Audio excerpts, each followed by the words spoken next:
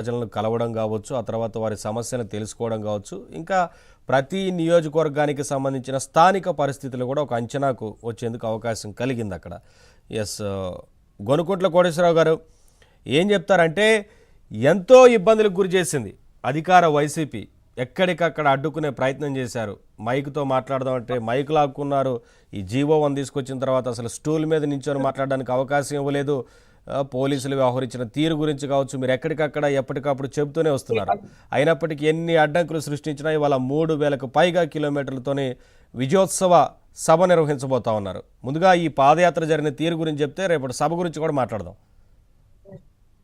ప్యానెల్లో ఉన్న అందరికి కూడా నేను నమస్కారాలు తెలియజేస్తున్నా. ముందుగా ఏదైతే పాదయాత్రను మీరన్నట్టు మాట్లాడడానికి మైక్ ఇవ్వలేదు, నిలబడటానికి స్టూల్ ఇవ్వలేదు, పోలీసు వారి ద్వారా ఎన్నో ఇబ్బందులు పెట్టారు. అయినా కూడా ప్రజల పక్షాన మాట్లాడాలని చెప్పి కఠినమైన నిర్ణయంతో లోకేష్ బాబు గారు ఎండైనా వానైనా ఆయన, ఎందుకంటే ఏసీలో నుంచి బయటికి రానటువంటి వ్యక్తి, దానికన్నా కూడా ప్రజలు చాలా కష్టాల్లో ఉన్నారు. వాళ్ళ కష్టాన్ని తెలుసుకోవాలి.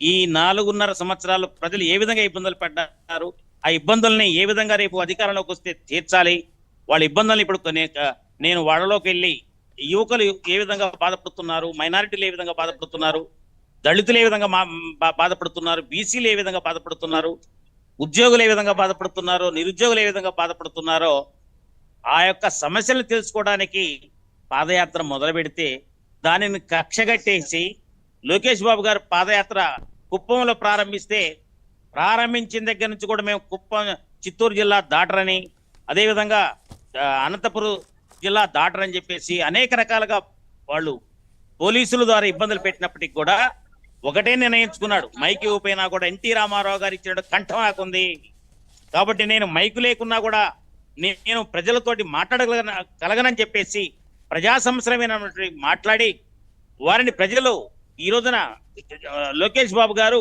3221 కిలోమీటరు, అదేవిధంగా 226 రోజులు చాలా కఠినమైనటువంటి నిర్ణయంతో ముందుకు సాగారంటే అది ప్రజాబలం. ప్రజలు వారికి ఇచ్చినటువంటి ఆదరణ.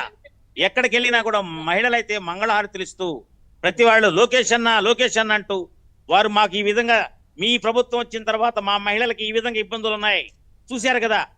ఎంతో మంది నిరుద్యోగ యువతులు అయితే మాకు ఉద్యోగాలు లేవు, 2,30,000 ఉద్యోగాలు ఇస్తానని చెప్పేసి ప్రభుత్వం మోసం చేసింది. మాకు మరలా మీరు తెలుగుదేశం అధికారంలోకి రావటం ఖాయం, వచ్చిన తర్వాత మా నిరుద్యోగ సమస్య తీర్చాలని చెప్పేసి ఎంతో మంది నిరుద్యోగులు, వేల మంది, లక్షల మంది వారు దారి పొడుగున కూడా నిన్న విశాఖపట్నం మేము చేరుకున్నంత వరకు కూడా యువకులు ఎంతో మంది కాలేజీల నుంచి కూడా వచ్చేసి మాకు ఉద్యోగాలు రావాలి, ఎందుకంటే మాకు రాజధాని లేదు. రాజధాని చాలా ప్రాంతాల్లో పోలీసులు అడ్డుకున్నా, ఎవరు అడ్డుకున్నా, ఎన్ని అడ్డంకులు సృష్టించినా సరే కొంత స్వచ్ఛందంగా తరలి రావడం అక్కడ కనపడింది. అవునండి, నిజమే. పోలీసు వారు ఎక్కడెక్కడ నిబంధనలు పెట్టి ప్రజలు కూడా రానివ్వలేదు.